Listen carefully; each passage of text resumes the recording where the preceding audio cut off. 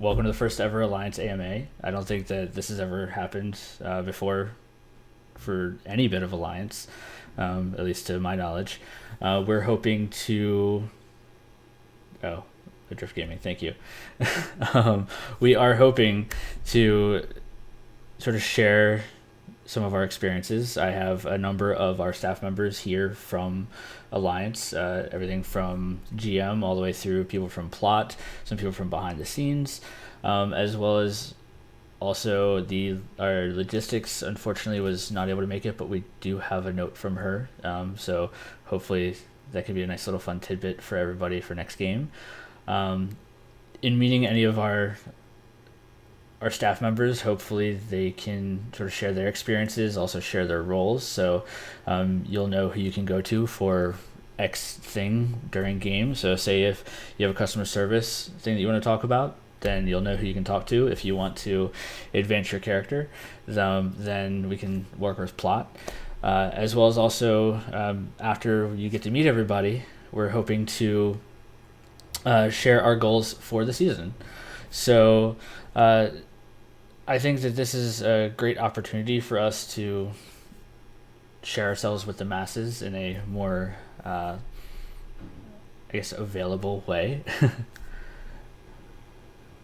It's still buffering. I'm not sure. But let me see. If I look at our agenda for the evening, meet and greet, so you get to talk to everybody, get to see everybody, get to hear everything. And then we do the IBGA elements and goals for the season. Looking at talking about the new orders that were introduced at the season opener. Hopefully, we can sort of shed some light on the mystery behind these, considering it's so new, as well as also some of the structure, changing in colors. And we also opened up prior to this broadcast for others to hopefully, excuse me, for others to hopefully share some questions that we can shed some light on. So I guess for right now, if I can, Kyle, I'd like to toss it over to you. Kyle is the GM for Alliance, and he has sort of been the umbrella head of the mastermind that has made our game so awesome. So Kyle, if you don't mind, can you sort of share a little bit about Alliance, what we are, where we've been, your experience, and then we'll go through the rest of the group. Sweet. Hey guys, my name is Kyle. I'm the GM of Alliance HQ and Stormbreak. What we do with Alliance is we take your favorite fantasies and try and make them a reality. Yeah, I guess it makes sense. So with the Alliance, the way we work is we have multiple chapters throughout the United States and Canada. You can take your character from one chapter to the other, kind of like taking your favorite fantasy character from one style of novel to a different style. Your character gains experience, you influence the story, you change the world. We help you tell a legend. We provide 50% of what's going on, you provide the rest, and together we tell a really cool story. The people that are helping out today are volunteers. They're amazing people that put a lot into the game, tons of effort into what we have, and to building what's going to be the coolest thing that you've experienced if you haven't experienced already. Back to you. Yeah, totally. I think you covered it really well. Thank you. So, yes, Kyle, the GM, thank you again for introducing everyone. So, what I do, at least on my end, is I try and help out Kyle with anything that is sort of extra on his plate, so that way he doesn't become hopefully too stressed, and really the day-to-day running of behind the scenes outside of what plot wonderfully does to make our lives awesome. And in that respect, what I hopefully will be doing outside of those responsibilities is I try and manage a lot of the social media aspect of things, and that's how I set this up. I was earlier garbled until Buddy did something then cut out. So Ket is on here. That's strange. Well, either way, guys, if you can hear me, if not, I'm recording this, so no matter what, this will be available after the fact. So I'll be putting it up. There we go. yeah, try and relaunch Twitch. Yeah, so back to where I was. Social media. that's that's that's what I am really focusing on at the moment. And any kind of other touch points, like say you guys need maps, say you guys need little advertisements or flyers or things like that, things to bring into game to try and help out plot with puzzles or little knickknacks. I try and do what I can to chip in, so that way I can act as an assistant for as many of the different seats that are here. If excuse me, if you don't mind, actually, I'm gonna probably switch over to Michelle if you're ready. I just wanted to sort of Yeah. switch seats here and allow you to sort of have some FaceTime with everybody and share what happens behind the scenes, to actually make Oh, this so such an much. immersive world. So I'm gonna throw the screen over to you, and you'll be good. Awesome. So thanks everybody for joining us tonight. This is the first time we're doing something like this. A lot of you know me. I've been playing Alliance for about 15 years, and I've been on staff for most of that in some capacity or another. So on the plot side, there's a couple of different things that we handle. We, of course, handle the actual storyline for the weekend, at least the beginning of it. And I say the beginning of it because we generally have a plan of where we think the players are going to go with a certain thing. And then you all like to throw us monkey wrenches and have us up till 5 a.m. rewriting the weekend, which is always fun. Um, um, all jokes aside, though, no. My big style of running plot is very much player-driven. We put things out there, and we really do our best to make it as open of a sandbox as possible for you guys to pick things up and run in different directions with them.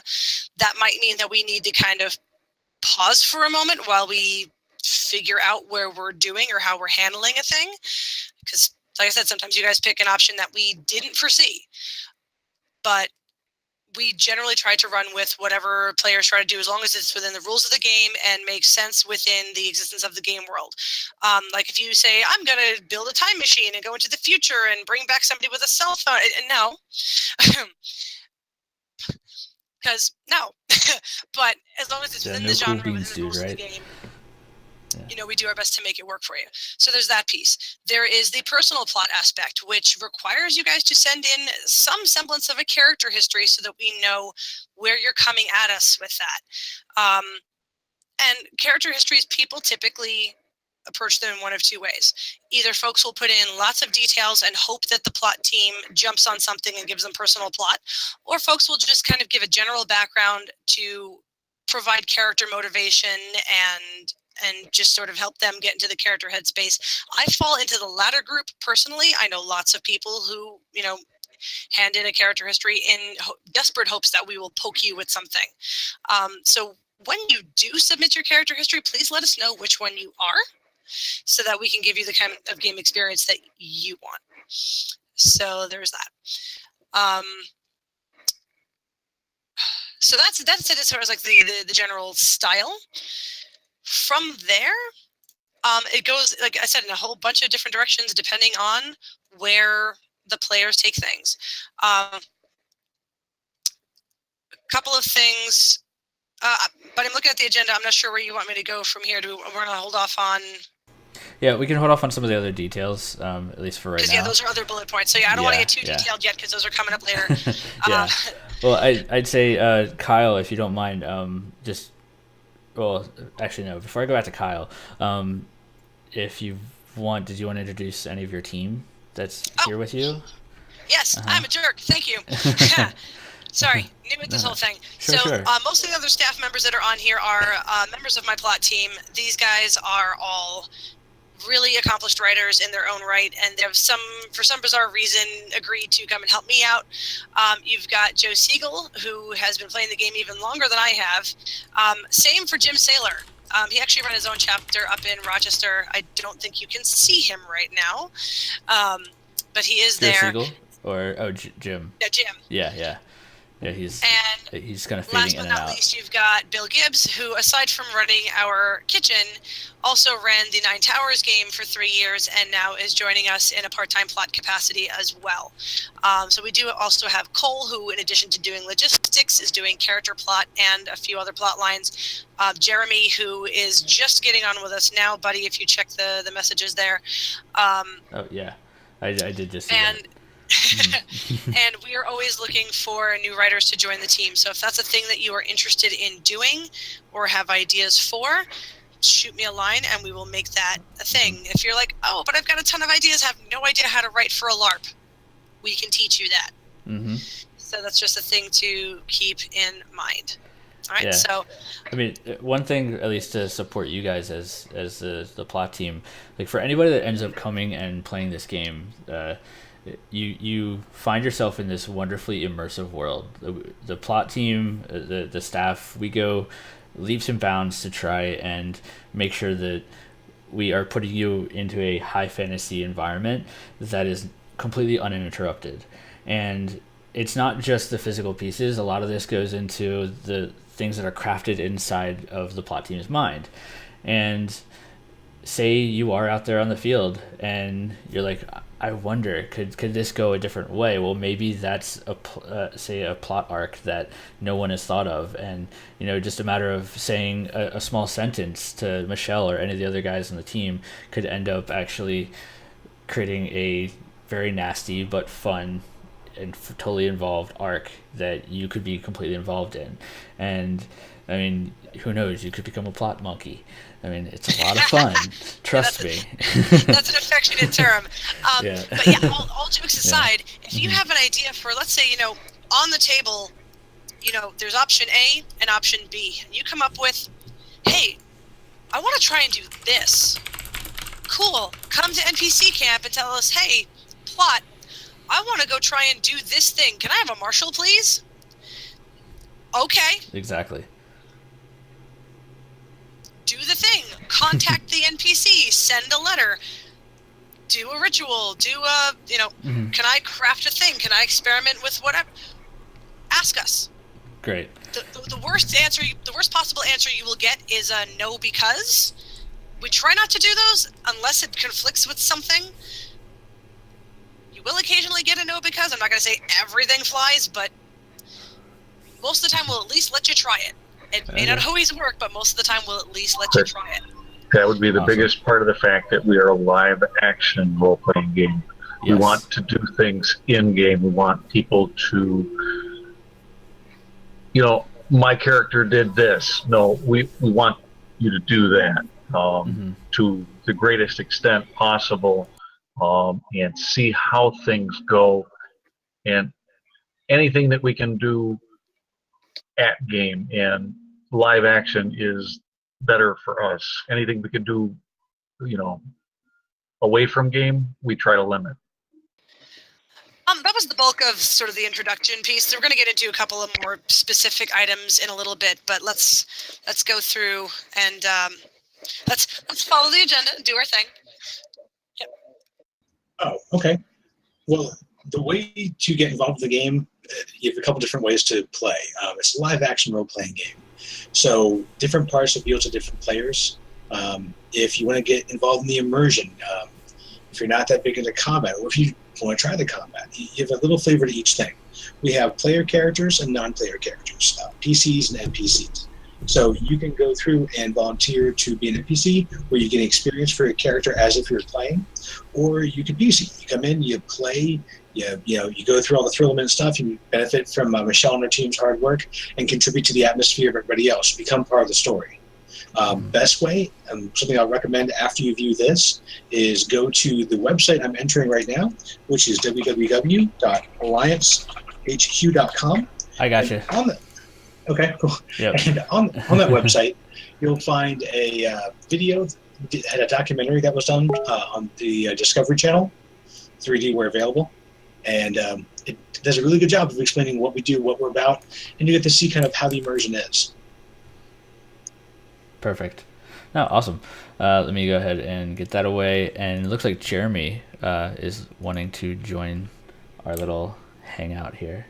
So let me bring him Jeremy in. is another one of our aforementioned plot monkeys.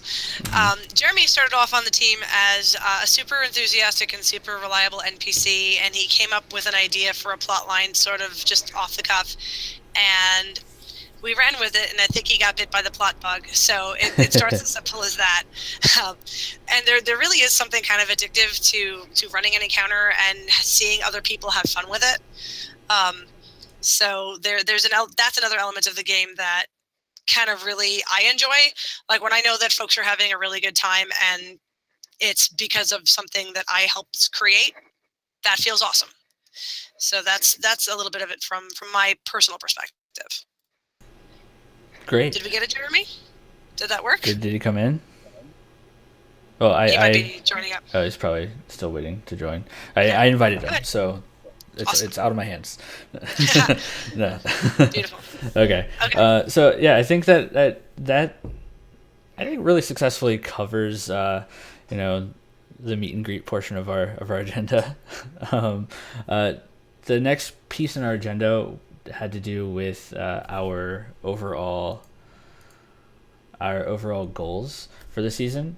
I included some bullet points, which all of the staff here have access to, but probably maybe thinking Gobbies for Goats. We have talking about debriefs perhaps coming up after closing ceremonies, just to help with being able to really separate yourself from the in-game world to the outside world, even into out-of-game and in-game checks. So that way you're not really losing that level of immersion. And even the wonderful new thing of gender pins, which some of you had the experience of getting this first open game. I think, Kyle, were you maybe want to take the lead on maybe gender pins or even the Gobbies for Goats? Sure.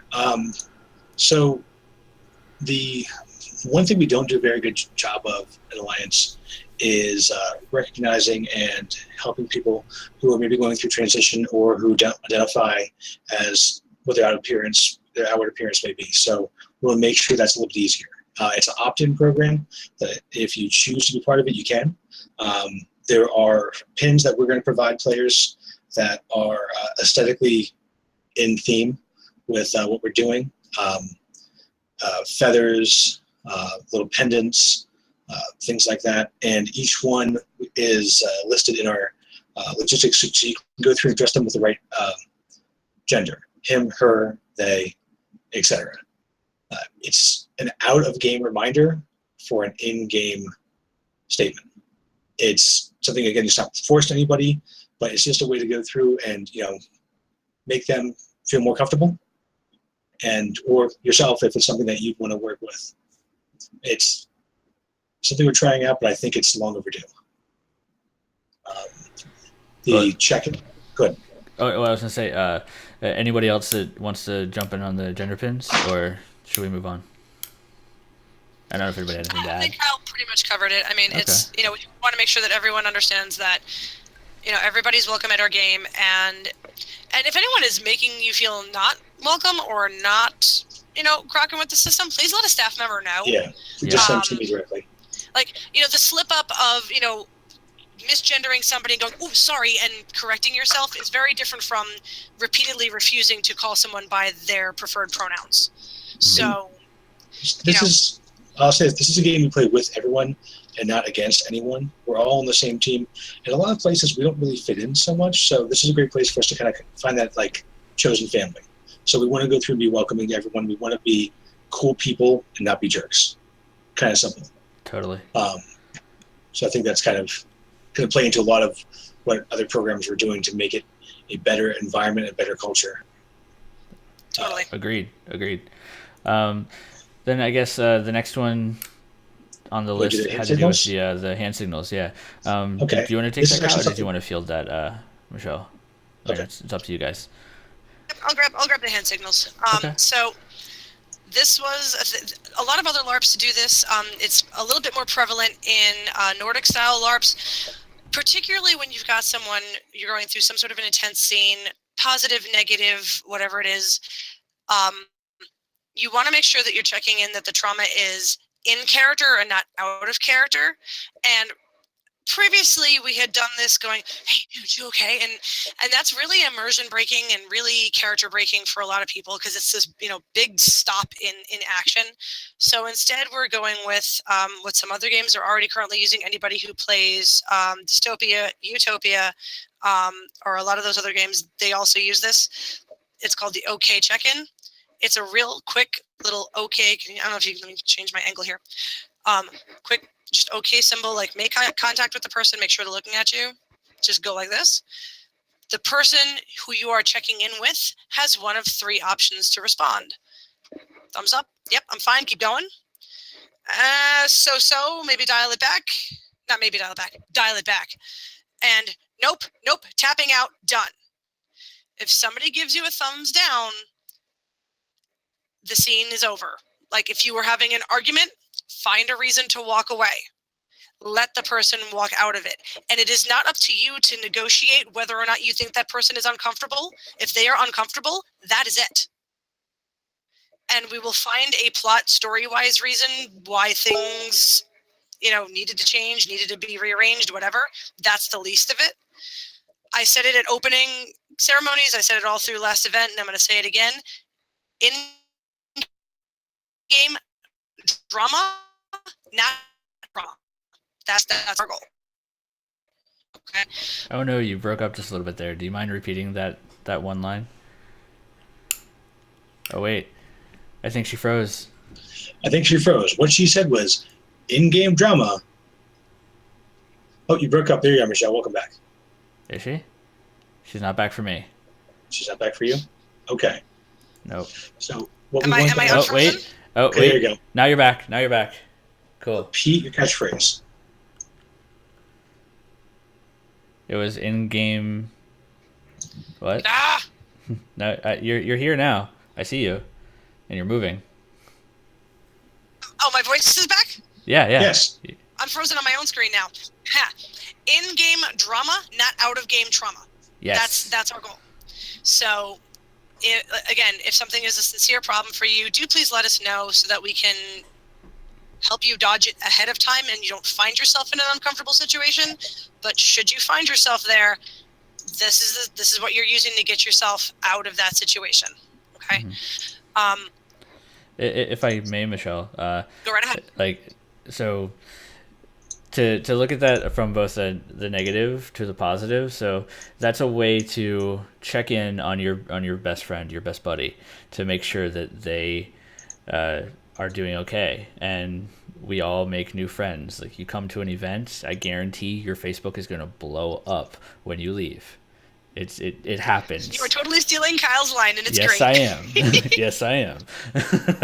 But with that in mind, it's also an opportunity for you to, thinking about it. The reason why we have this check-in system is because of the fact that Plot wants to give you the most immersive experience possible. And that's with sharing your character backstories, which we're going to get into later. That's with making sure that you are, adding little bits and pieces to Plot, so that way they have these tools available to make your experience, awesome. And they will literally go above and beyond to try and outdo themselves to give you the best experience. And with that in mind, there are going to be moments where you may have asked for something and you're like, oh shit, what am I doing? I'm not cool here. So then you can obviously be able to give that thumbs up, I'm not so okay, or get me the hell out of here kind of thing. And this is just another level of immersion, or help for the immersion that we're trying to provide. And because it's a new thing, guys, if you are feeling uncomfortable and somebody forgets to check in with you, just throw this up. Don't even wait for this. If you are like, nope, done, need out. Yep. Give us that. Don't wait for someone to ask you. Just tell them. Like this. Just tell them. Exactly. Cool. I think that was very thorough explanation for anything. Before we move on to the next topic, I'm going to try adding Jeremy one more time. Let's see. It's always Buddy's fault. Yeah, I'm the tech guy. What are you going to do? Assistant. Yeah. Light things on fire, apparently. I can't help it. It's like that freaking spinner that you guys like play with. Oh my God, don't get me started. Yeah. All right. Okay, yeah. So I just invited Jeremy via that new email. Hopefully he'll be popping in here shortly. Let's see here. Next on the list deals with we have debriefs after closing ceremonies. Let me actually address a couple of things with that real quick. Oh, sure. Let me give you So, Sure. we talked about immersion in the game. We talked about how intense everything can get, how real things can get. Sometimes, kind of like when you're a kid and you went to camp, there's a drop afterwards. There's a difficult time separating some stuff from the game. We are in no way professionals. We are not providing a counseling service. What we're going to do is set up a situation where you can do self-care. We're going to be shortening our closing ceremonies by a drastic amount. And that's going to give you guys time, and even us time, to kind of sit, reflect on a few things. There's a process that we're going to help you go through to kind of put yourself back in the right mindset. We are not professionals. This is not a counseling service. This is an opt-in. Hey, I just want to talk with my friends and work some things through out in your own head. Michelle? Yeah, that's a pretty good summary. There's been more discussion lately in Boffer LARPs. Again, this is a thing that's been in the Nordic community for a while, and it's only kind of started making its way into some of the more combat-oriented games, such as ours. This concept of bleed, this idea that the inability to separate yourself from the character. Yes, you play the character, and for a lot of us, the characters are very much sort of alter egos for ourselves. But there is good bleed in which working through something as a character can sometimes be cathartic for you out of game, but then there can also be negative bleed where you can't shake off something that happened to your character that maybe wasn't the most pleasant, or maybe it was really great, but now you can't seem to get your head back into reality. Those are both negative forms of bleed when you can't separate yourself from this make-believe person that you play. So we want to do some debrief at the end to sort of help folks process through things that might be bugging them, help them come down from the height in a good way and be able to kind of put it in a box, put it on a shelf, and come back to it. Still keep the happy bits, but not get stuck in it. Probably the best way to sum that up. Yeah, I think that was a good summation for it all. Yeah, thank you. So the next one, thank you, Kyle and Michelle. We have Gobbies for Goats, and then cleanup as well. There's actually quite a bit to Gobbies with Goats. Did we lose Kyle? Temporarily, yeah. Okay. I'd actually kind of like to table Gobbies with Goats for a minute if we can, because that ties into a whole lot of the stuff we're doing later with plot and a lot of the IBGs people are doing with trying to fix the completely borked in-game world. True. So if we could table that for the moment, that's probably better. Let's just tag cleanup because that's a short one. Yeah, sure. Go ahead. Long story short with cleanup is we all make the mess, we can all clean the mess. We don't have a paid cleanup crew. We only have the same people who have been running an event for you all weekend. And we are just as tired as you guys are. We want to go home just as much as you guys do. So the way it's going to work is, as always, you're going to clean up your own space. Not just pack your stuff, but clean up your own space. Clean up packets, clean up gum wrappers and bottles and whatever other junk you might have generated throughout the weekend. If you dragged a bunch of freshly cut grass into the cabin, they've all got brooms in them. Just, kick that stuff out of there. So there's that piece. But the other piece of it is everyone is going to be asked to sign up for, not so much asked, everyone's going to sign up for a cleaning assignment.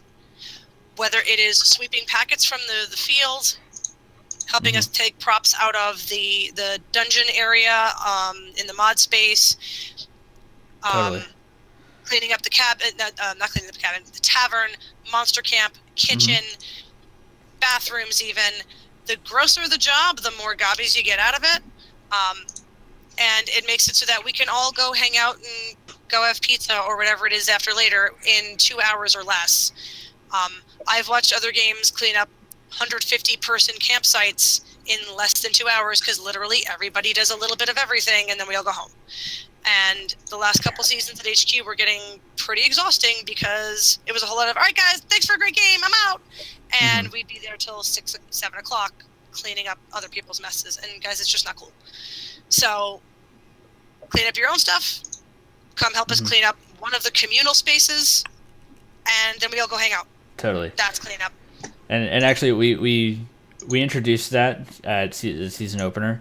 I actually had a nice little comfortable mapped out little list that was organized, showed everybody where all the different zones were, and unfortunately we did have some pushback, obviously with anything new that's going to happen, but it really, when it comes down to it, like, yes, we pay for the weekend, we have fun with that, we're all volunteers, so when it comes down to it, everyone that fights on that field, everyone that fights in the mod area, or enjoys the tavern, whether you're an NPC or whether you are a PC, I mean, we all need to take responsibility for that.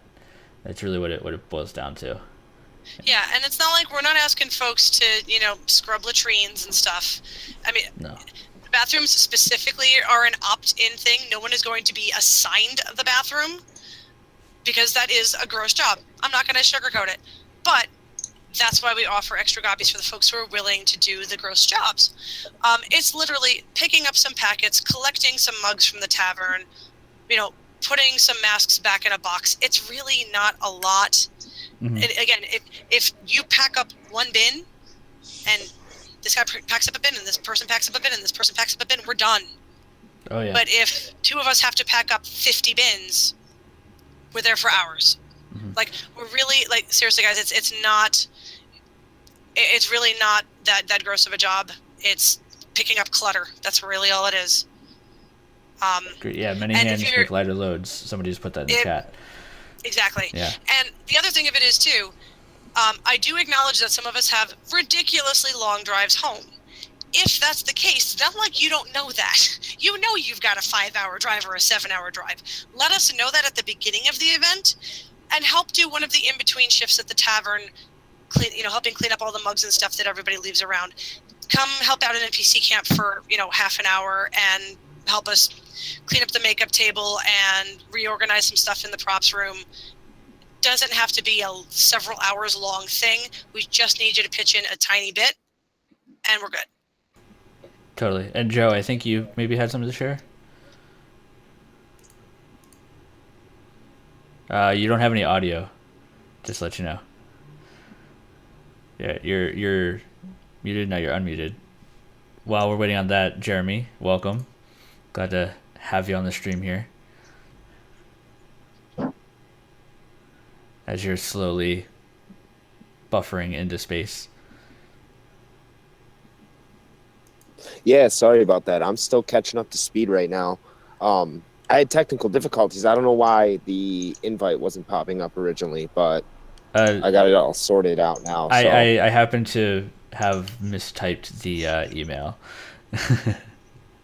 We'll also found out the hard way that Firefox and Google Hangouts really just don't like each other. So what are you doing using Firefox? Switch over to Chrome. It's Buddy's fault, dude. Just blame Buddy. Yeah. Just blame me. It's my night for blame. Yeah. Cool. Okay. I think Joe's probably going to try and rejoin, or I might have to reinvite him. He was having some technical difficulties there. Joe, are you back? We see you, but we can't hear you. Darn. Okay. Well, then, while we're waiting on him, he can definitely add in where he needs to. But let's see. Next, we just finished up cleanup after closing ceremonies. We were tabling Gobbies for Goats until later, when it actually becomes a bit more important or prevalent. Let's see here. Now we get into IBGAs, some very important things specifically for plot, and that really comes down to character histories, and well, IBGA, for anybody who doesn't know, is in between game action, and that actually can encompass not only what you send to plot, but also some other things that we do as a group or as a community between events, that can be both in game and out of game, with regard to favorites, say even just meeting up for fight practices, things of that sort. But the biggest important element really comes down to what you're sending to plot, because like we were saying beforehand, what you send to them, the little tidbits or breadcrumbs that you can give them to really make your game better, come from this specific thing of an IBGA. So I will go ahead and throw it back over to Michelle. Cool, thanks. Yeah. So a couple things about IBGAs. First of all, how do you send one? There is a Google form that is both on our Facebook group and on our forums. Please, please, please submit them through there, because what that does on the back end is it basically creates a checklist for us so we know whether or not we got back to you. Emails get flooded. Facebook IMs come to me at all kinds of crazy hours, and I don't track those. I also can't look at my phone throughout most of the day. For those of you who don't know, I'm a teacher, and it's not like I can be like, oh, hang on, kids. No, that's not a thing. So, and I don't know where my phone just went. But so please, please, please use the form. Secondly, as far as IBGAs, those are things where it's not a thing that you could do at game. Like if it's getting in touch with an NPC that's not on stage, going to research something, going to look for something in a particular area, something that cannot be accomplished at game. Please don't send me IBGAs of, I hang out in the tavern, and okay, you hung out in the tavern. Good for you. I mean, if you're specifically hoping to hear a rumor about a particular thing or something like that, let us know, because what that does is it lets us know, okay, this particular player is trying to follow up on this plot line. More often than not, what you're going to get is, okay, acknowledged, wait for an in-game encounter. Or if you're researching information, you might get the information that you're looking for, but that also depends on where you're looking. I think the example that I have up on the forum is that if you try to go to what was left of the Vancier Reclaim, P.S. Barbarians hate celestial magic, and try to research celestial magic, you're not going to find anything. So make sure that you save yourself some headache and make sure that you're going to the right place for that sort of stuff. But like I said, it's a great way to let us know what threads you want to pick up, what you want to poke, where you want the story to go, as far as that goes. For the time being, in between now and our next event, which is in June, first of all, for this round of IBGAs, you have until the Stormbreak event in 2 weeks to get your IBGAs in. Normally, the deadline is 2 weeks after the event, because then that gives us enough time to process everything and hopefully work it into the upcoming event. Things that you send me 2 days before the event, I'm sorry, you're not getting a response. That said, this month only, because we threw so much new stuff at people, if you need to write a letter to an NPC noble because of all the shifts that are happening, that does not count towards your IBGAs. Normally, you're only allowed one IBGA action per month. Just for the sake of all of these changes, this month only, that is not going to count towards that. And guys, when I say one IBGA a month, that is per player, not per character. So if you're somebody like me who's got 5 different characters, I can't come in and say, okay, well, Ezra's going to go do this and Cameron's going to go do that. Oh, yeah, sure. And you can include Draga on that write-up. The same way you can only play one character at an event, you can only send in one IBGA. So decide what's important to you guys. You cannot be in 2 places at once. Same sort of deal. Where else are we with IBGAs? Well, sorry, go ahead, buddy. I was going to say, one thing which I have been a victim of on my own when sending in IBGAs is that, and I apologize if you did mention this, but I thought it may bear repeating perhaps. If you are, say, writing that letter to that noble, write the letter. Yes. Like, dear God, do not just say I wrote a letter. I write a letter to the queen that says blah blah blah. Write it, because I might come into the game, or whoever the NPC is, come into game with that letter. Exactly. And say, hey, Mr. So-and-so, Mm-hmm. would you like to talk about this? Yeah. That's happened. That I've has. been that Yeah. Yep. That is a thing. That was plot last year. Yeah. Yeah, absolutely. Yeah. Thank you, buddy, for bringing that up. Yeah. One other just minor thing I want to note, just because it's come up a couple of times in the last couple of years, you can only use IBGAs to get in touch with NPCs. If you want to speak to a PC, get in touch with that person on your own. Message them on Facebook, send them an email, poke them on the forums, whatever it is. But you cannot send an IBGA that targets another player character. There's no PvP in IBGAs. You want to go after somebody, do it on stage. Do it live. We are a live game, not play by mail. And that's the only thing I'm going to say about that. As far as favorites do a couple of things. First of all, they kind of, hype up folks for the game, especially for folks who missed it, maybe didn't get to the event. But it also tells us what you liked. Feedback is super, super helpful, guys. Whether it's a private email to myself or to Kyle or to Buddy or, posting on the forums, let us know what you liked and let us know what you didn't like. If it was, hey, it wasn't so cool when this happened, or, oh, I missed out on this thing, or whatever it is, preferably tell us at an event. Like, if something just went down that you were super not cool with, maybe take a minute or two to cool off, but then go tell one of us while we're still there, while we can do something about it. Telling us after the fact is better than not telling us at all. But it's better if you can tell us when we can actually take some sort of action that can ameliorate the situation versus just stewing about it until you go home. I've said this, I can't even tell you how many times. I can't fix something if I don't know it's broken. There are 60, 70 of us at an event at any given time. I may or may not have seen what happened to you. Or maybe I'm the one who did it to you. Oops, I'm sorry. Tell Kyle if you don't want to talk to me personally, like if that's, a little too much. Tell somebody, please. Like I said, in-game drama, not out-of-game trauma. That's never my goal. So help us make that a thing. So we covered favorites, we covered character histories a little bit earlier. We talked about letters to nobility. We talked about what you can and cannot do in an IBGA. Was there anything that I missed on that, Buddy or Kyle? Or any of my other plot guys want to jump in? I don't think so. Kyle, Jeremy, anybody? No, good. Continue. No, you're good. Okay, I'm cool. just literally. But I'm just Lately, I explained to you. I have no idea.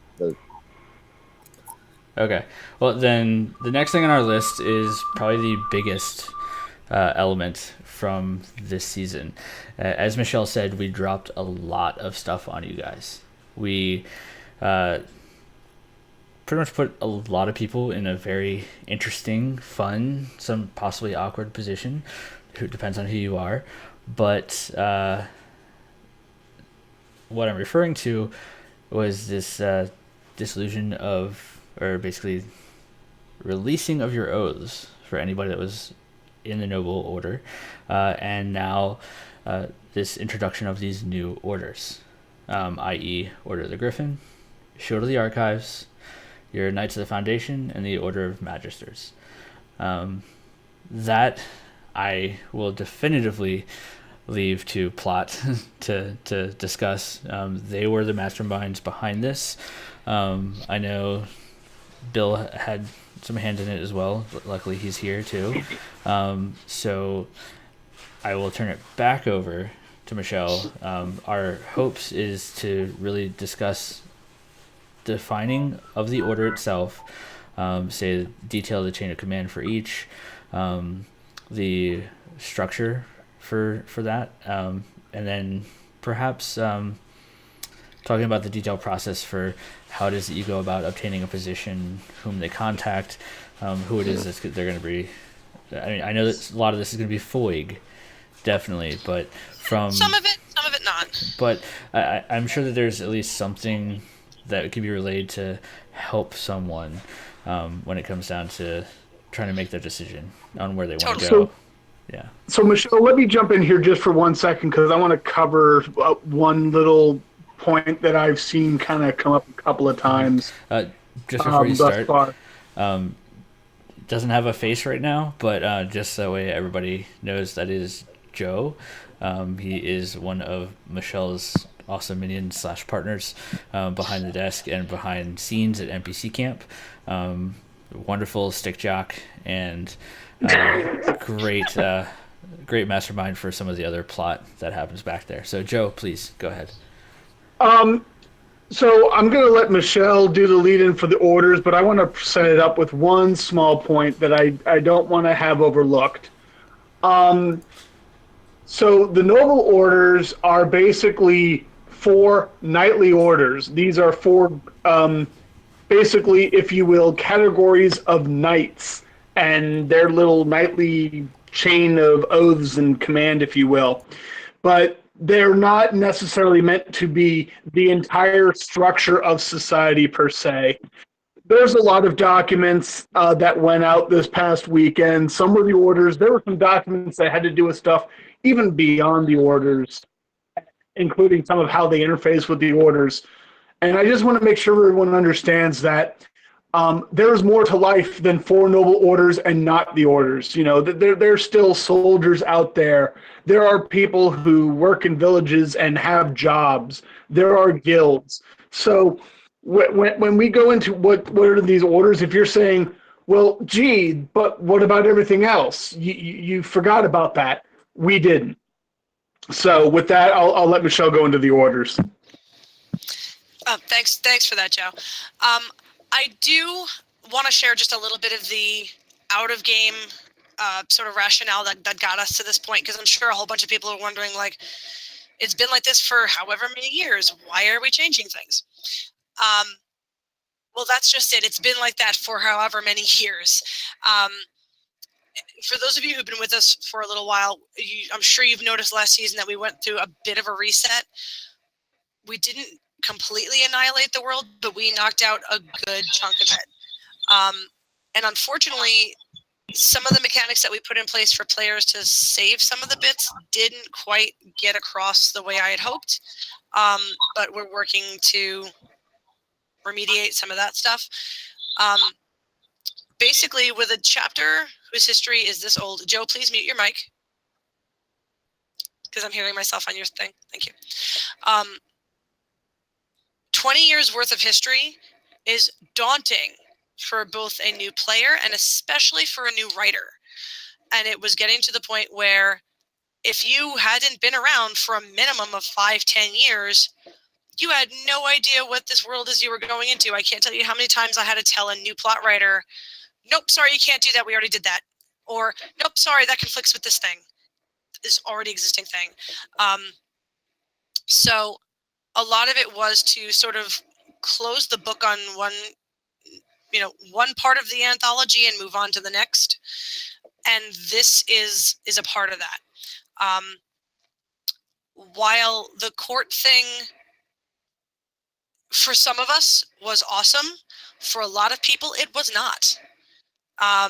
So there was people who loved it, people who hated it, and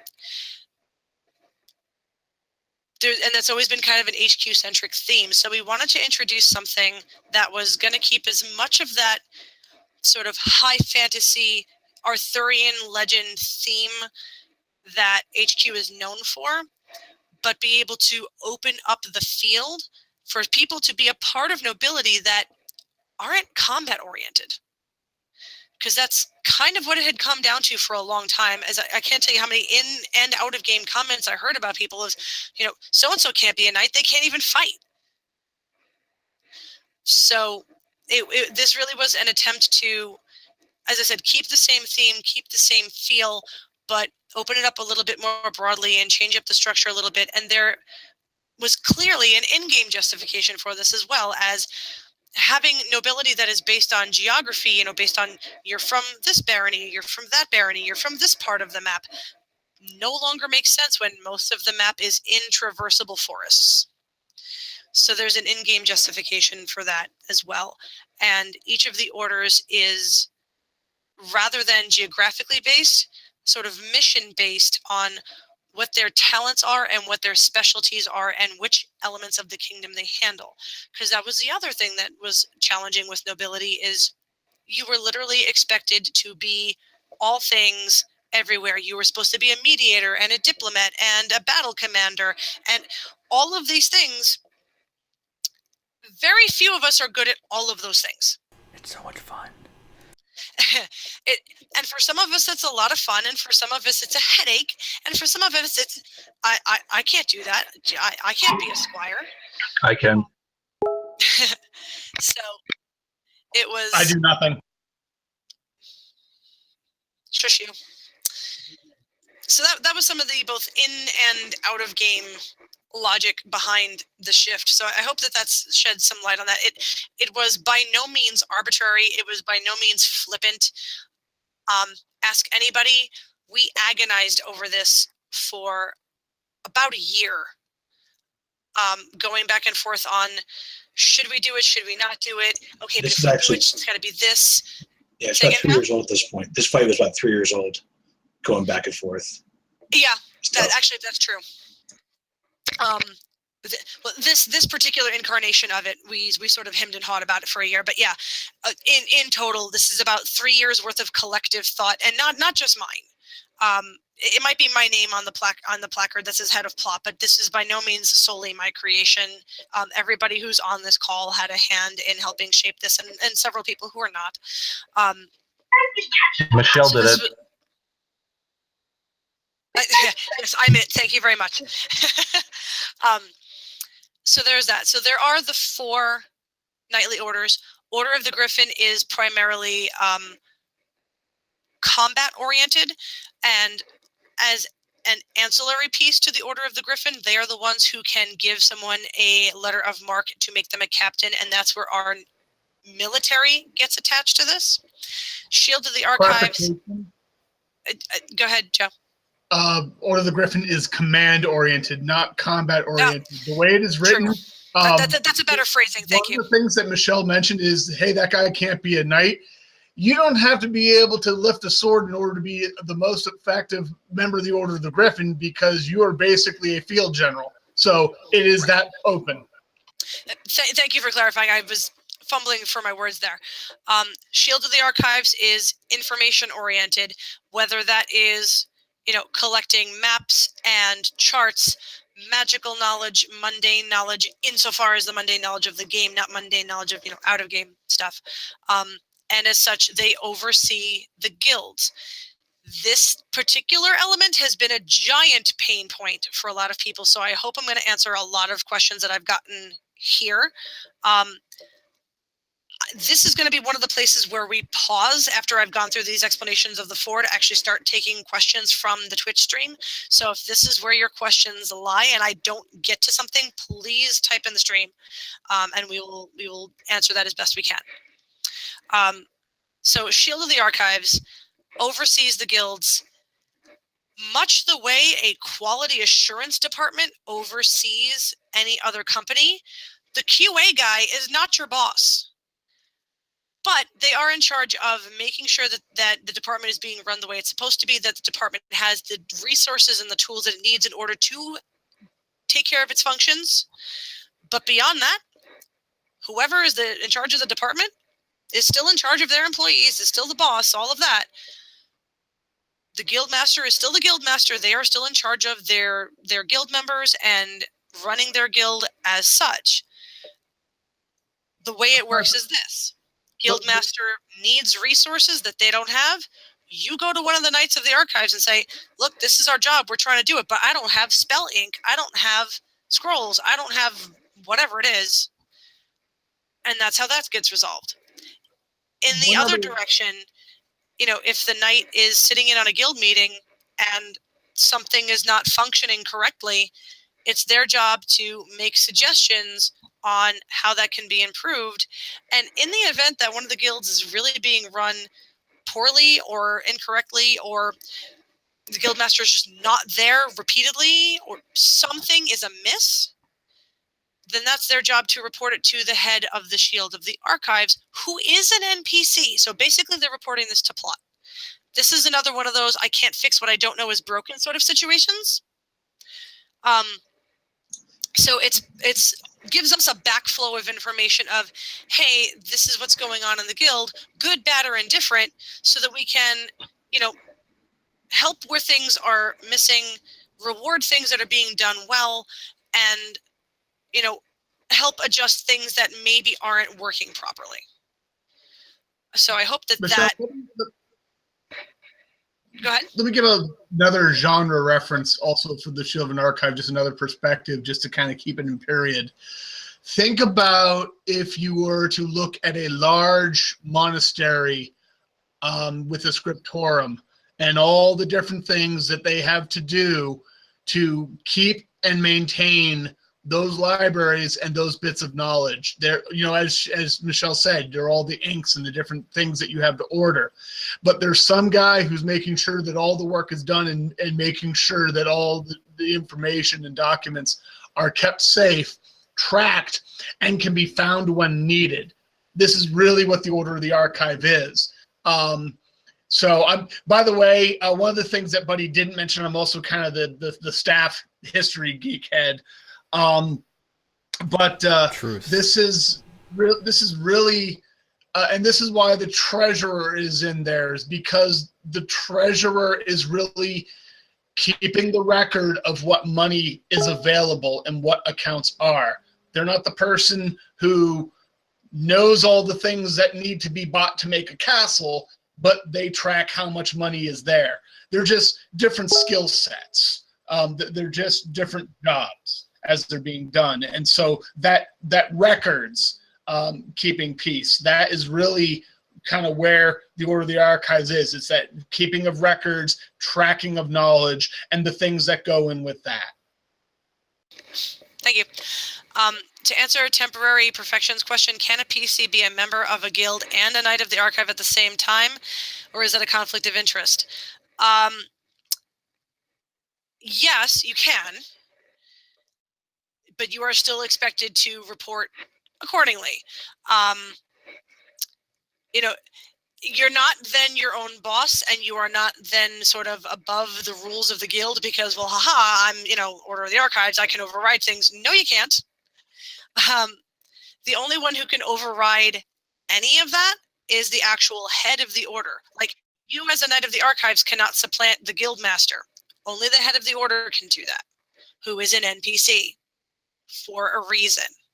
And in case it wasn't clear in the documentation, no PC can ever be a head of order. There are additional ranks that you can aspire to within each order, but the actual high offices is not one of them. And that's for part of this. I hope that answered your question. I know we're on a little bit of a delay there.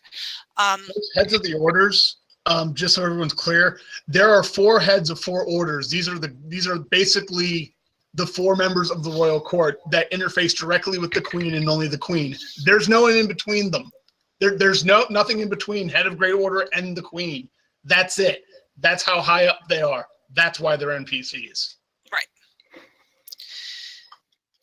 So there's that piece. I'm not seeing any questions specifically regarding that. Yeah, I didn't see any other initial questions. Okay, cool.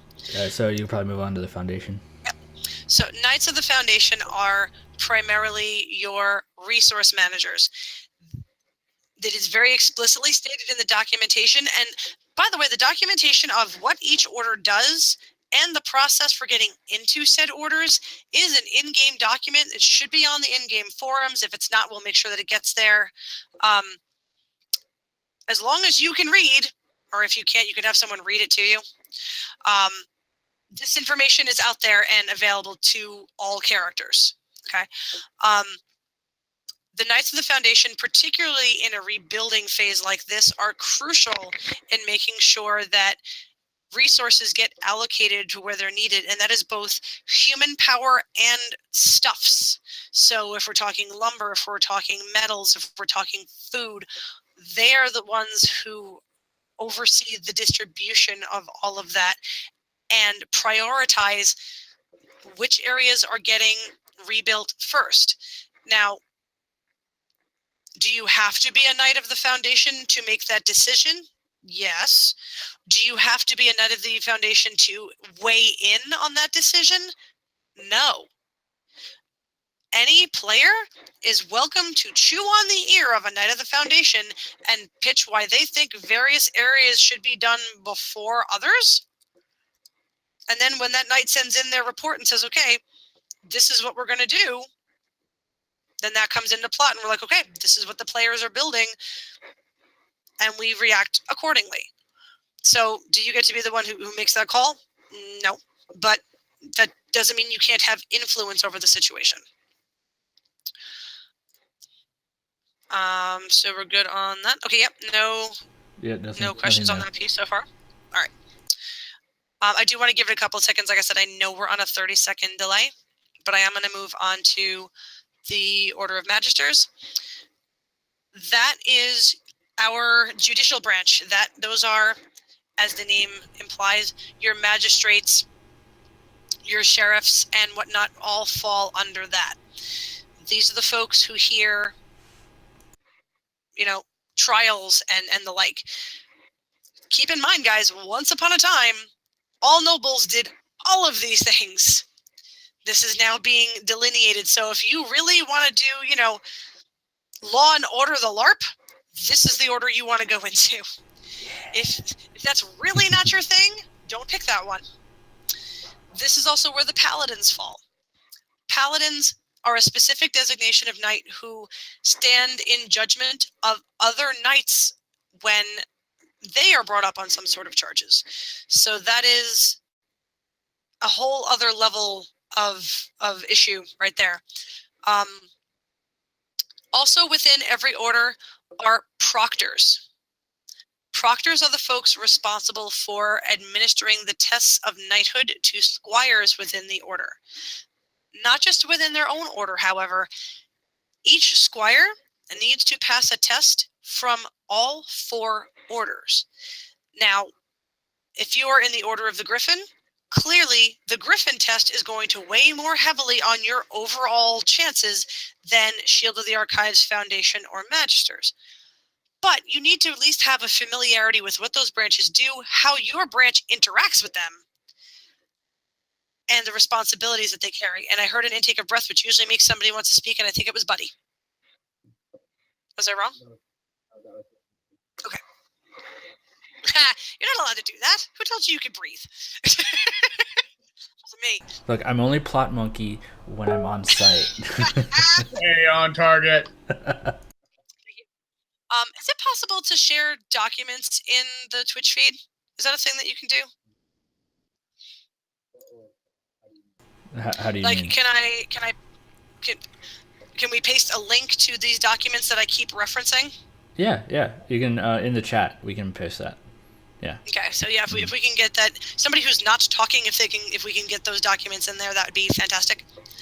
Because I feel like I keep talking about this thing, and I don't know that everybody who's on the feed has seen it. Sure. Thanks. Okay. So that's the bulk right there of how these things interact. For folks who still want to go down the military track, as I mentioned, that is part of the purview of Order of the Griffin. Any Knight of Order of the Griffin can give someone a letter of marque, which makes them a captain. And that captain can maintain their own military force. They are not funded by the crown. That's not how that works. The whole reason that the military was dissolved as it was because we needed to reallocate those people elsewhere. Joe, did you want to jump in on that? Yeah. So you can actually probably clarify this particular piece even better than I can. Yeah. And the funding. I think we're up. We're sorting out the funding question because me and you we've gone around on this a couple of times, and that was a big concern as to who was going to fund the companies. here's the thing to understand about a company. If you decide to go military, you say, hey, I want to be a captain, but what's that going to mean for me? Well, what it's going to mean for you is that you're going to basically have one requirement and one limit. The limit is going to be the maximum number of people that you're allowed to have. The requirement is you're going to have a job to do. After that, how you do it, assuming you don't break the laws, that's up to you. If that's too complicated, then you should be finding a captain to learn the job from, and then when you're ready, you take the job, which is another way of saying I'm not going to kill you with details, so don't sweat it. Basically, yes. Yeah. Every mark, every letter is going to be written very specifically, and one of the reasons and one of the things that you should not expect is to be able to bring your military force to game. So I might have a list of all the companies that still exist in the kingdom at the current time, of which there are that could possibly be active in the game area. Only 3, and one of them is a little more than a platoon. That's just where we are. They are things that we cannot wrap. So we're not going to be able to wrap an entire army just being there. But that's something for you to be able to engage. In game, there will be lots of stuff to do. We will have stuff for you to do as being a military professional. But very individualized. It's a lot less structured than it used to be. I'll wrap an army for you. And you know what? If we can do it, we can do it. The other thing I also want to throw in there is that Michelle went over the 4 knightly orders. That's not every noble in the kingdom. There are 2 other flavors of person with noble title. One is the royal family. We changed princes and dukes from what they used to be. They are now members of the royal family. That's it. They get the title because they're related to the king or queen. And there are these little things called chamberlains. They are knights that serve directly to, right now, the only one with one is the queen. Jim Saylor, Sir Rollis, is that how you pronounce it? Anyhow, he's head proctor. He is also the chamberlain. A chamberlain is not going to be a member of any order, but that does, because they're not a member of any order, that doesn't mean they don't have any authority. They're a chamberlain. They have all the authority of this realm, who trumps any head of any order. So they're outside the order because they're specific to the Gerard Rouleau. That guy. First proctor, royal chamberlain. So there are now noted. Granted, a chamberlain's going to be an NPC. That's not going to be a PC attainable rank. It is a knight, but it's a very specialized knight with a lot of knowledge. So don't think you're going to be able to PC one, but they do exist. Okay. Yeah, sorry guys, you're not going to be able to be my chamberlain as a PC. Not happening. What were you going to say, Jeremy? I was going to say that's also more incentive for people to come over to what we call the dark side, or NPC, because if you want to play these huge badass roles, then eventually Plot's going to be like, hey, we need you for this, or we need you for these key roles. Mm-hmm. So if you want to play chamberlains too, you could step up there. Things. Yeah. Well, I think this is probably a good segue from talking about the definition of the individual orders, and now actually getting a bit more into detail of I know that we briefly spoke on the structure, but say from a player's standpoint, how is it that a player with their character could, how could you define the structure of these orders to them, and in turn, say they actually wanted to petition to be an initiate, or eventually become, say, a squire within it and then a knight, what would be their process? Okay, well that's going to be slightly different for existing nobles and for new aspiring nobles. So let me cover the existing nobles first, because that's the shorter one. Mm-hmm. basically, if you currently have a white belt, you are currently a knight or higher, you can speak to the queen. She will be at the next event, or you can send me a letter as the queen, and we can talk about it, and choose whatever order you want, and you basically get grandfathered in. Same goes for squires. The only difference with a squire is that a squire needs to find a knight to tag onto as their mentor. So, a knight of the appropriate order. Correct. If you don't know those are, that's another place where you'll message us, and we will help connect you. Mm-hmm. If at this point you're like, okay, Mish, I get it. I see why you did this thing, but my character really doesn't fit into any of these. That's another situation. Please reach out to me, and let me know where you're at and why it doesn't fit. And we can either, one, talk it through and figure out if there really is a place that you do fit that we didn't see initially. Or if you're like, you know what, nah, this is not my flavor, I'm just kind of done. Hey, one thing to clarify that kind of goes to that, Michelle. If you want to be a knight of an order and you're like, hey, I like half of this order, but I'm not really sure if I'm so good with the other half, the orders are broad. You know, they have a lot of different things that they need to do. You can be a member of one order and not be all about everything the order does.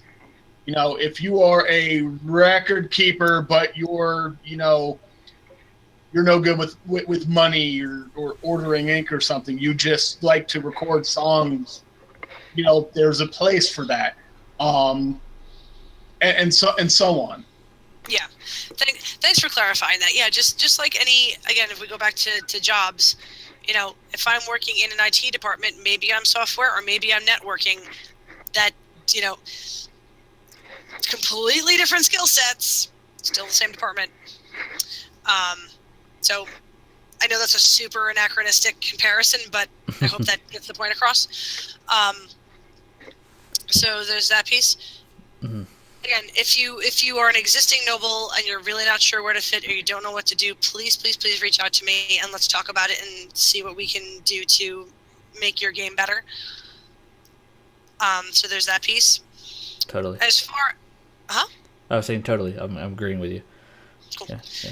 For those folks who are like, okay, cool, the noble thing wasn't really my bag before, but this sounds awesome. How do I join this? First, pick an order. Any order. Pick a card, any card. From there, you need to approach folks who are in the order and petition to join. They might ask you, well, why do you want to be in this order? What do you have to offer? Those sort of questions. It's basically an informal interview. And then it's up to the folks who are in the order at this point to take you on as an initiate.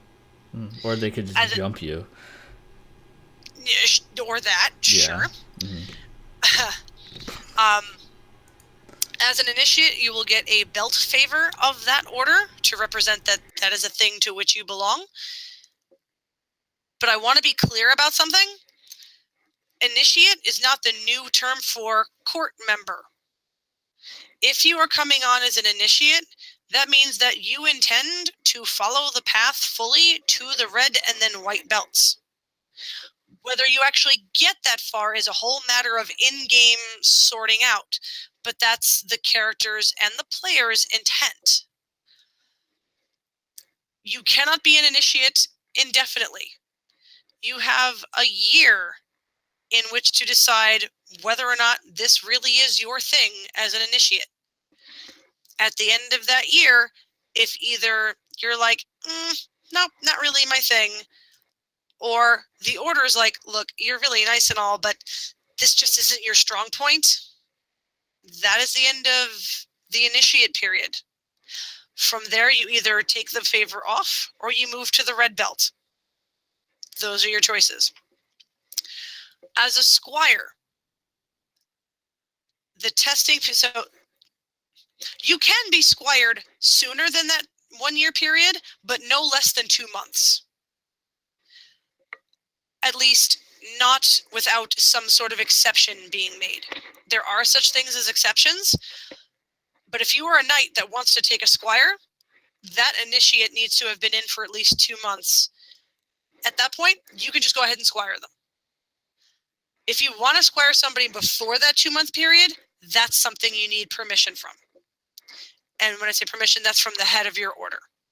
So that's an IBGA to your head of order, your head office, to say, hey, I know this person's only been in for a month, but I really want to squire them. Here's why. You have to make that. That's on the knight to make that justification.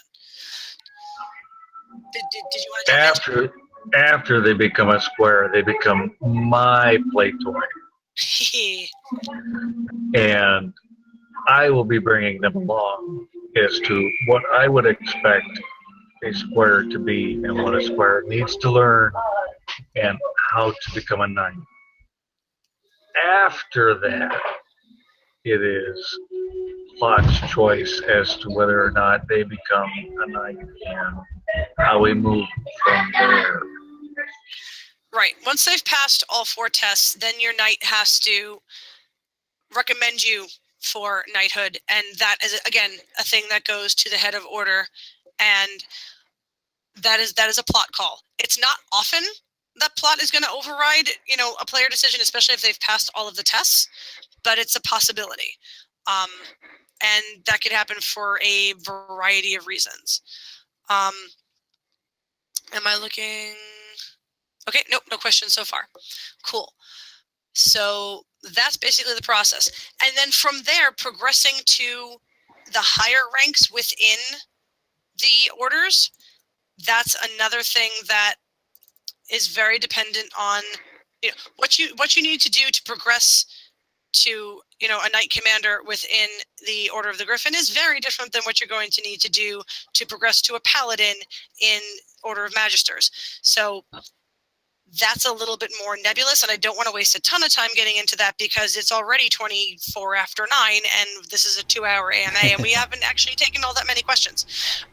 Well, we do have a series of them that were submitted, so we have a... Yeah, we're answering a lot of the stuff that was submitted, and these were things that also came up at the event. But again, I do want to be mindful of time. Thank you.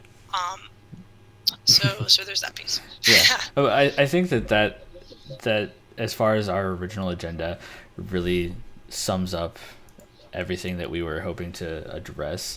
Everything from just meeting the staff, having a face for everybody so they know who it is that's in charge of what, who they can go to for X situation, as well as then also jumping into our goals and even more so what we're trying to introduce for the season, meshing both the out of game and in-game area with the gender pins, your out of game, in game, hand signals, the debriefs, cleanups, and then even how you can help out and gain from helping out with the Gobbies for Goats, which I think that was actually the one thing that good thing I'm going through the list. So well, let me finish with the list here, and then I will throw it to Kyle for that. So we talked about IBGAs, the importance of actually going through and how do I look professional? Going through and making sure that you are, I guess so, making sure that you, thank you, Grim, you're special there. I just need to not look at chat, otherwise I can't speak. Yeah. Finish, buddy. Let him finish, guys. Thank you. Yeah.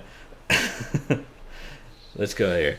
Okay, so we were talking about IBGAs, so how you can help out Plot, help you out by making a more immersive game that is allowing you to be more involved in the different aspects, the different details.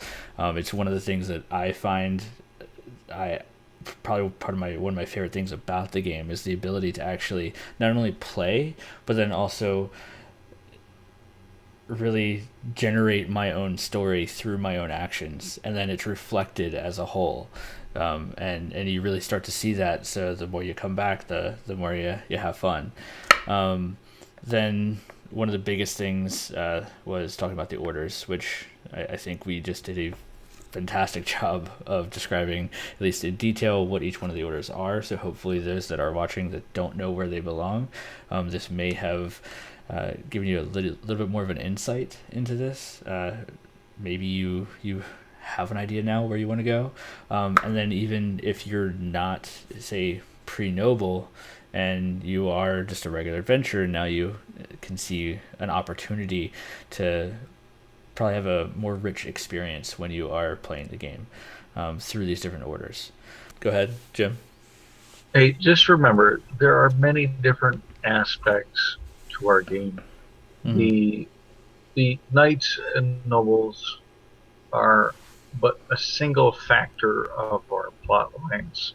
We have so many different plot lines running right now. We have dryads running, we have fae running, we have the knights running. We just reinstilled doing almost mandatory. I'm going to say almost because it's going to make me crazy if I say mandatory loop running.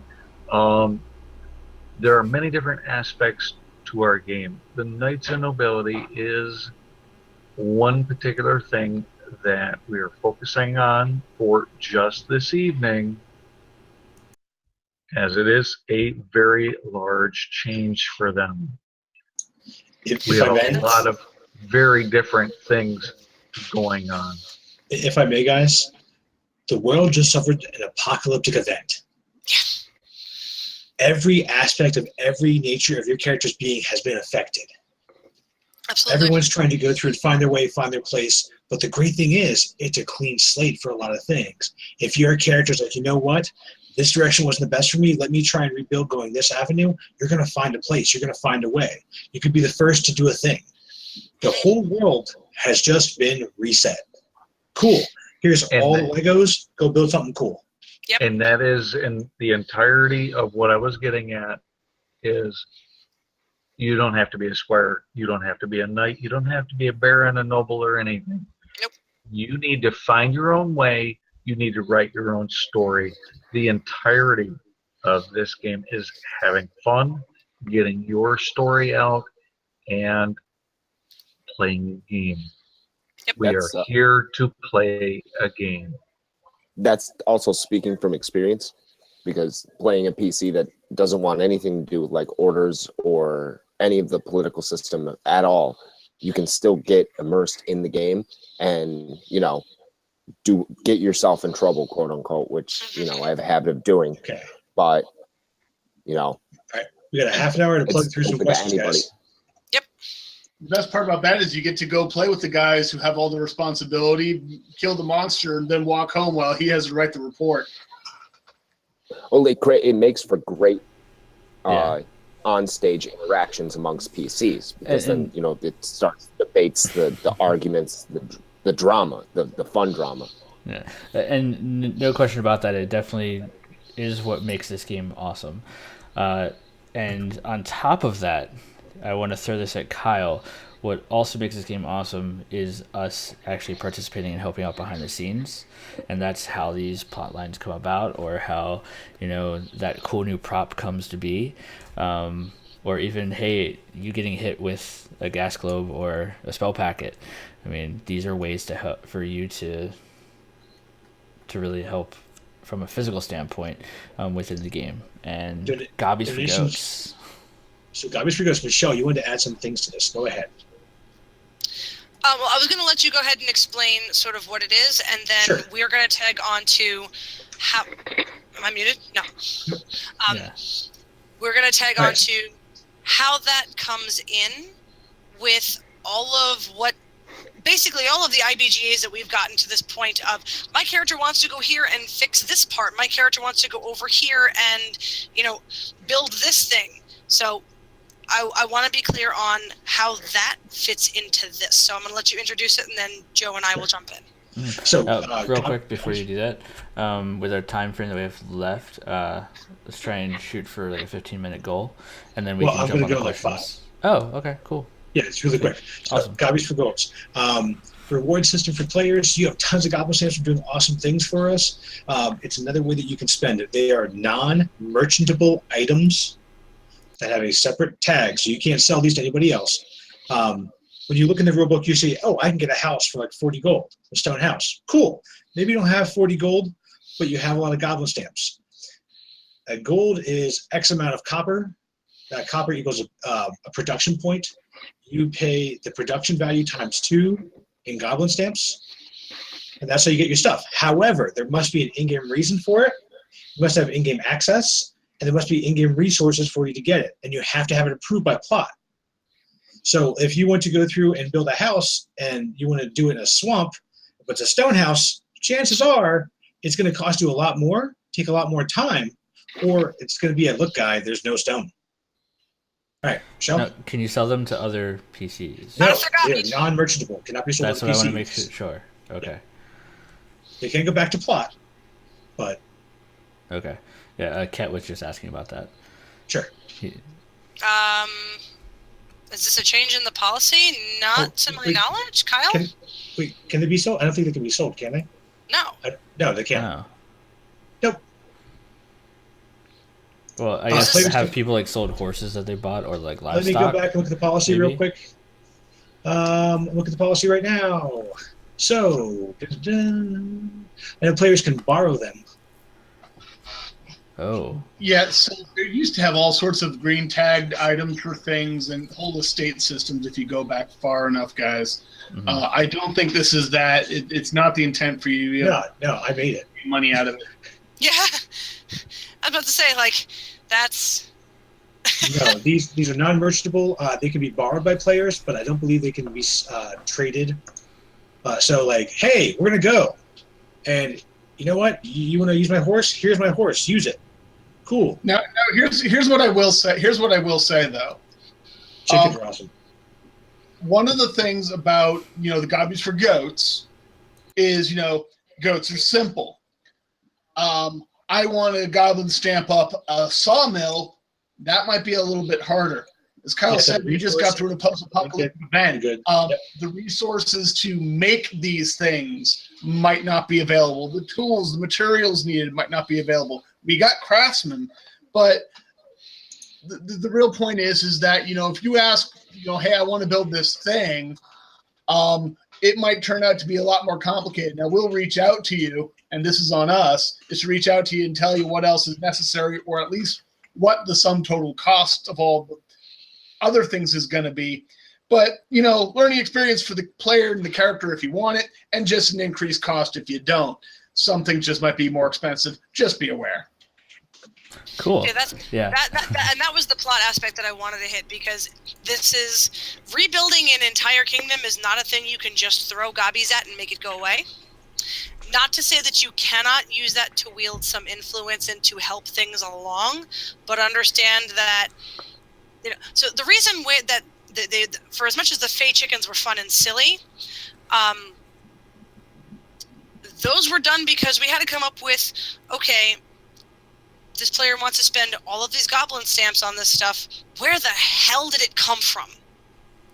Because everything else is either underwater or covered in forest.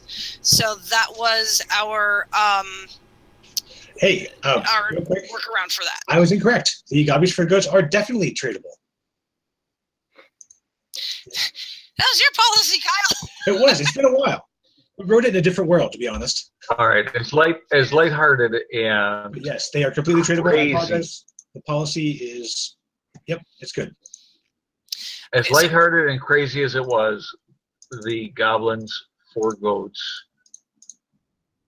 was a great idea to feed those that were hungry, and it did go in game as, to us behind the scenes, an amazing in-game attempt to placate a lot of the problems that were happening. Yeah, it was fantastic and genius. Too bad people killed him. Gee, I wonder who did that. So to go back to Amblene's question, or not so much question, but statement, is it easy to build a history when you're a brand new PC? No, it's not, but that's one of the things we are here to help with.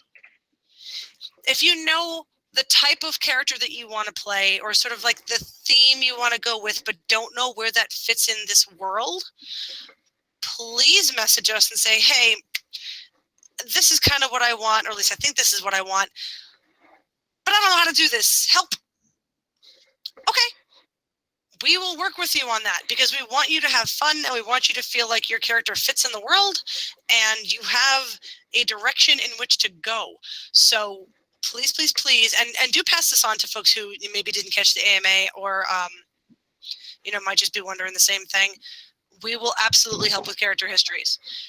Because the last thing we want is someone coming in the game and going, yeah, I am cliche number 7054 and I have all this stuff, and like basically a whole bunch of stuff that doesn't fit in the world, and then feeling really awkward when someone goes, yeah, guy, that's not how that works. So Cool. We're here. Message us. Yep. Do a thing. Right. Next thing. Kyle, Yes. real quick regarding Gobbies for Goats. Is there anything right now? I know that you have a thread on the forum regarding, say, things that people can. That's the entire things policy. we need. Well, I'm saying, okay, so what you just linked has that, like the things that we need on site that people can donate to get Gobbies. No, that is not. That's Okay. on our other. This is the Gobbies for Goats, the actual policy. Okay. Donations. Oh, with a donation list, you mean? No, Well- I did not make a donation list. Well, what What's I'm that? what I'm saying is, if there's anything that you can share right now that you know off the top of your head that we may Amazon need. gift cards. Well, okay, so there's that, but then on top of that, maybe even bridge into Packets. well, packets definitely. What I was gonna say is bridge into the Just say it. the newbie program. Oh, okay. Starting So- to lose buddy a little bit. Okay. Mhm. So a new thing that we've also done is sponsor a newbie. I'm still going through and making sure that I can get the clothing right and good and get a price, but you're going to be able to go through and donate an amount of money and different packages, and that will get a newbie clothing. One of the toughest parts about our game is that we want to be immersed and we want to look the part, and that's a big expense. Stuff isn't cheap, and when we have a lot of things where, I just spend way too much on my Stormbreak character, or I'm going to have to redo Grim here pretty soon. It's lots of cash. So that's not always that easy, especially if you want to try the game out and get into it or you're just starting. So you're going to be able to go through, donate money to purchase garb and equipment for a new player. So we're going to be able to help out a new friend or someone that hasn't, had the chance before and make their experience easier, more fun, and get involved faster. Done. Mm-hmm. Okay, no, that's awesome. I think that this is also probably a good segue into our Q&A portion of things, which I know that we've been doing a good job of that throughout the process, but we had some questions submitted by a couple of our players beforehand. I know, Kyle, you have that open. Michelle, you have that open. If I may, I'll just go ahead and start with the questions, and then whoever wants to field the answer, go right ahead and throw at it. One of them, initially, the first one that popped up was, will there be an updated map of the kingdom and location of outlying major settlements? I know that there was one recently posted to the forums. The one posted to the forums was basically with the old map with some annotations. Yeah. There's actually a player character who's working on doing this, who has been hired by the Queen for precisely this project. So I'm going to get an update from him at the next event. If for some reason that falls through, then Plot will pick it up and we'll get it done soon-ish, certainly before the end of the season. If it doesn't come out by June, then by our next event for sure. Maybe after I finish some other obligations, I can help out with that as well. Sure. Yeah. Where Okay. so the next one we had was where are the orders centrally located? Where is the archive that I am so graciously shielding? Thank you, Craig. The orders themselves are headquartered in Silurian because that is where the head office of each order spends the majority of their time. That being said, you are where you are. Theoretically on stage, there are going to be other NPC knights of these, not theoretically, but on stage, there's going to be other NPC knights in various places seeing to these other needs. So if you are headquartered in Fairdale, that's your headquarters. So whatever archives or whatnot are kept on site, I know there's a ton of stuff kept in the Mages Guild. There's a ton of stuff kept in the Healers Guild as far as specifically the archives are concerned. There's a lot of documentation in both of those places.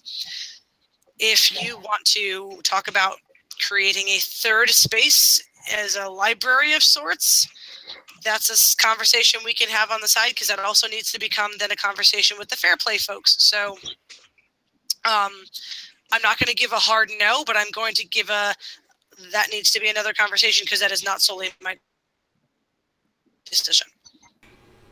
Totally. Will the nation's capital be moving to Ashbury City? No. That's an easy one. No. How will knights, squires who have been away from the game be treated when they return? I figured that's really kind of already been answered. I mean, if you had a belt ahead of time. Yeah. If someone's been away for a year or whatnot for assorted reasons, and they're just coming back to game and going, oh wait, what? I have a Hunet? What now? We'll give them the same window of 2 months to absorb the information, talk to us, talk to other folks in game, and make some decisions. Because in game we'll play it as, for whatever reason, you were out in the field and physically out of touch and just got word of this now, and we will come up with whatever sort of in-game reason you need to for why you didn't hear about this. I don't know, maybe the fact that there's either a forest or an ocean in between us and you at this point. That is presuming that you have gone through the steps to let plot know what's going on. If you just disappeared for 5 years and come back out of the blue, that might not quite work. But it's a case-by-case basis. It completely depends on why you were gone. I'm going to make a blanket statement that if you were away from game because of active military service, that is a blanket exception, and we will do whatever we need to do to get you back in the game. Yeah, she'd get beaten up by me and Jim if she said that and do that. I mean, yeah, that's... You guys can do whatever you military type guys do, but I'm saying that as your head of plot, if you were not at game because you were getting shot at or because you were sitting in a tin can several fathoms beneath the ocean, yeah, I'm not going to give you shit for it. Thank you. I'm sorry, I missed half that conversation, having a private conversation. Well, that's your fault. What did I just miss? Jim, you agreed with me. Move on. Basically, yeah. Next question. Okay. Is the old system of orders founded by knights now defunct? Those may still exist, because remember, those weren't knightly orders. Those people didn't have belts. They may or may not have been sworn to the code, depending on what the point of that order was. I know, like, Ulthog had the Order of the Ram, and there was a few other ones. No one ever sent us a roster of who was even in that, so if that applies to you... Those were printed in the Ashbury Times. The orders themselves were, but if and the other rosters people... were. They're part of the same article. I will say... Okay. So there's a manual for new heraldry coming out.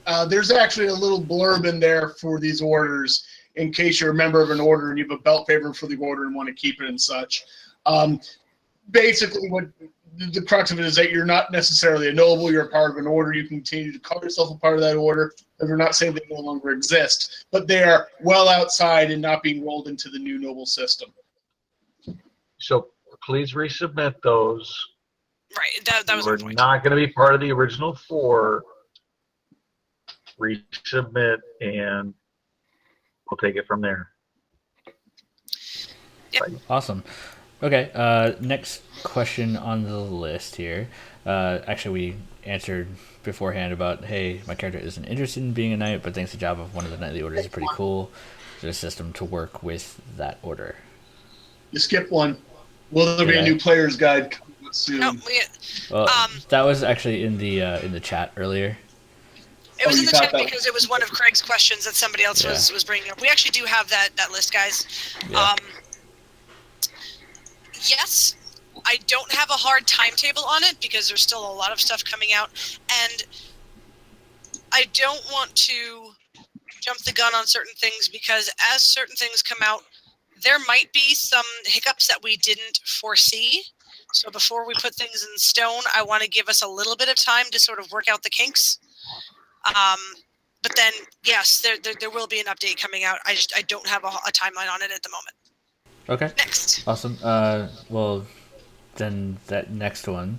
Hey, my character isn't interested in being a knight, but thinks the job of one of the knightly orders is pretty cool. Is there a system to work with that order? Which I think we kind of touched on earlier. How the fact of... Go ahead. I alluded to it, and we didn't go into any detail. One of the documents that went out had this number of little jobs, some of which were called the state-level appointments. And here's what it really boils down to. There are jobs having nothing to do with the order that will interface with different orders in certain ways. Now, I'm going to leave it really vague for right now. I do have details available.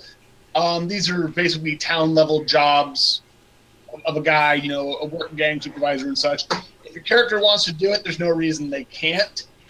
It's not being a member of the order, but it's helping do stuff. And that'll be on a case-by-case basis. But there is stuff out there, and everyone's going to interact with the noble orders. You don't need to be a part of the noble order. But you're not going to be wearing their colors, call yourself part of their order. There's no such thing as an associate of an order. But yes, you can. Okay, awesome. Then I think the next thing dealt with green tags. I know that we were mentioning that earlier as far as merchantable items, but the question that was asked was, I have green tags for labs and buildings in destroyed parts of the kingdom. Are they worthless now? So the way we're going to handle that is...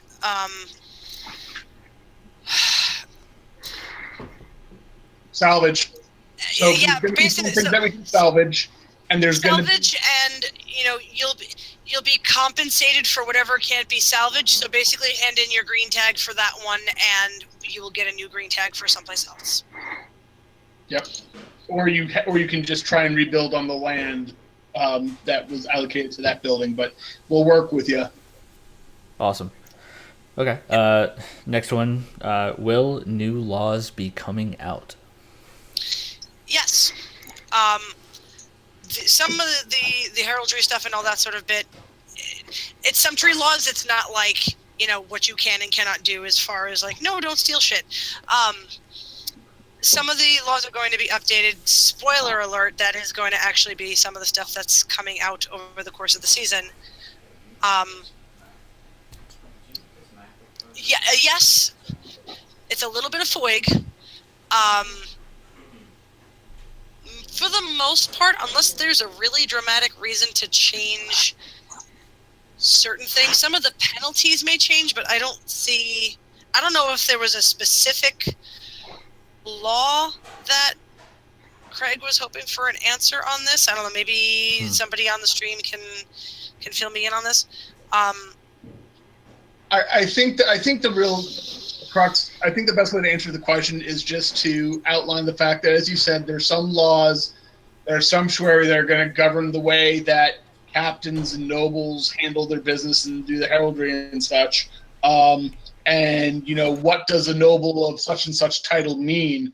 That's going to change. But these are interactions amongst nobles. For a player character, if you're not doing the orders, there's really nothing that's changed at the time being, though something else might happen in FOIG. Right. Which means find out in game for those who don't know. Yep, there's that. Next one down the list. So what's the deal with those bugs from last event? FOIG. Yeah, that one's a big old FOIG. Sorry, guys. If it's a question of like a rule or an effect or something like that, we're happy to answer it. But as far as where they came from, why they're there, what they're doing, that's a big giant FOIG. Ooh, Kat actually has a good question. Go for it. What would be the best way to get a detailed out-of-game summary of the world scale proceedings of the latter half of last season? Do you recommend that the info is obtained in-game? At that scale, would anyone in Icenia not know what's happened? Okay, so the first question is, Kat, I don't know whether or not you've seen the State of the Kingdom document that was posted. That covered a lot of what actually was destroyed and sort of where all that was going. If there's something specific that you want to know about, whether or not it's still standing, I don't think we got down to that level of detail. That is going to be coming out in the maps in a bit. Mm-hmm. I mean, yeah, some of it is going to be exposition as the season goes on, as far as what pieces are still there. Anything that the PCs went and put the pillars around, that is still standing. So if there was an IBGA where you did that, if whatever was done at events, those are all still there as they were. That was the whole point of those things, was to give you guys the opportunity to save the bits that you wanted to save. I realized in hindsight that did not come across exactly as I had hoped. Part of the reparations for that were the seeds that players were given. I still have not gotten write-ups from people telling me where they want to put those seeds. 3 seeds went out to player characters with the instruction of, this will help you reclaim this land. I don't think some of those PCs play anymore. Pretty much. Yeah. Okay, to answer the question, how did the Dryad twins actually die? Daphne was killed in combat at the last wave battle of of the last season. Datura is still alive, but he has put himself back into hibernation because he realized he was a big old jerk. To go back a conversation, Foig is a term that may or may not come across to some people. Find out in game is what Foig means. Yes. We didn't actually define what that meant. Somebody did. I think Joe did, actually. I didn't actually hear.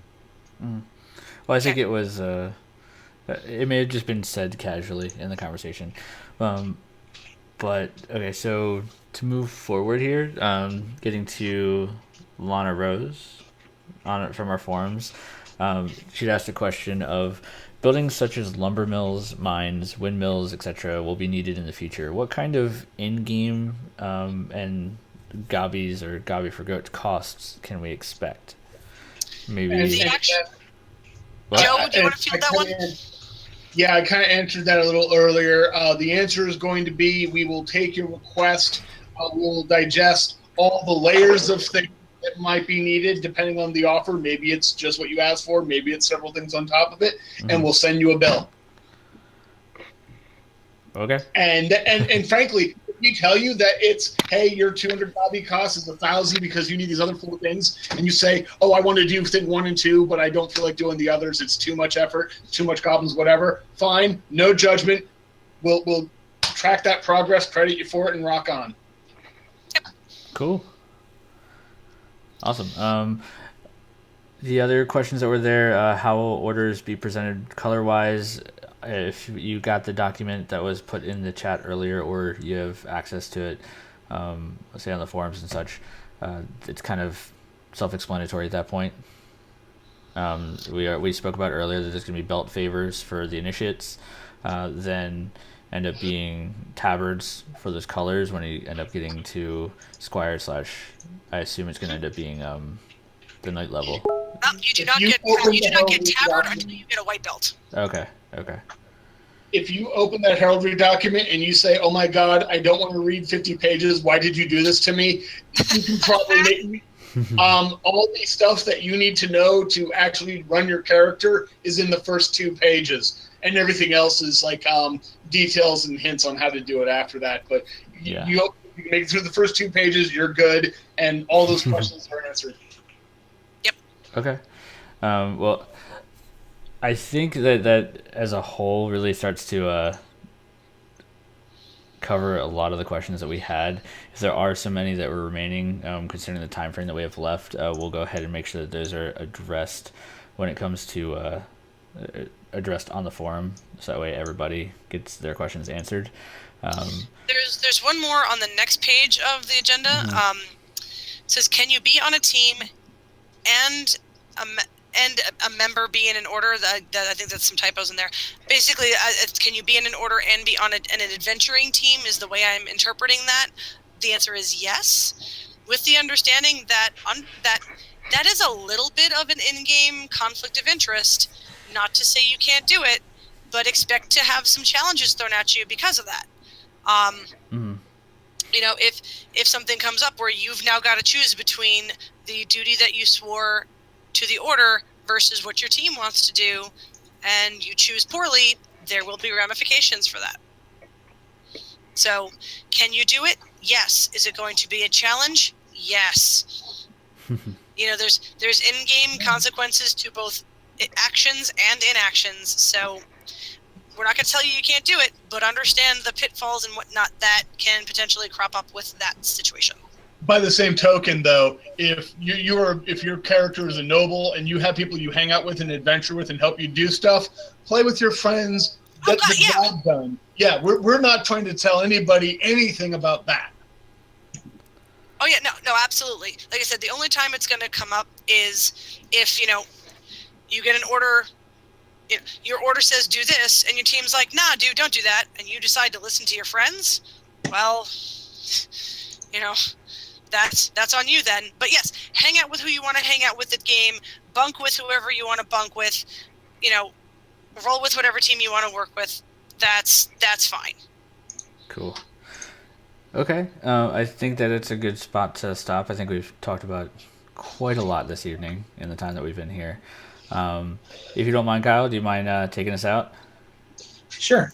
I just want to take a moment and thank you all for being the best part of the game. We are made up of you guys. We are really lucky to have such a really cool, welcoming, awesome community. We're really lucky to have such really amazing volunteers that work really hard, bust their ass to get things done. Thanks for making things cool, and thanks for listening, guys. Any questions, you know where to reach out. Bye. All right. Awesome. Again, thank you guys for being here. I'm grateful for having everybody here in this community. It is like a family, and I know that it wouldn't be what it is for me if it wasn't for all of you guys. So, as Kyle said, if you guys have any further questions, please reach out to us on the forums. Please, go to the Alliance HQ webpage. All of our emails are on there to reach out for everything. And hopefully we will see you at our next event, which we have a sub game coming up on the 21st, but our next HQ event is the second week in July, right? Mm-hmm. Or June, second week in June. It's June. Yeah, June. Yeah. Whew, Wow, don't fast forward me to July, please. Yeah, that'd be a nightmare for plot. No, but yeah, our next game is the second week. Never mind plot. Yeah. Okay, true. Yeah. All right, but yeah. The last thing I am going to ask all of us to do, those of us who are committee heads and whatnot with official contact emails, if we can just throw those all in the chat so that everybody knows where to email for what, and sign off like that. Yeah, perfect. I'll keep the stream running for just a minute so you guys can put everything in the chat. The chat will still be live once I stop streaming. But otherwise, thanks for being here, and everybody have a good night. You too. Thanks, buddy. Thanks, guys. Somebody put the food one in for me because I'm not signed into Twitch. Yeah, not a problem. What is that, Bill? It's alliancehqfood@gmail.com. Got it. Damn it. Cool. All right. Awesome. We got Ashbury in there. We got that. Here, let's put in. Should we do? Good. Okay, you got plot. I need to look up the logistics. It's ashburylog@gmail, right? Yep. Got that one? And props, in case someone wants to do donating with props.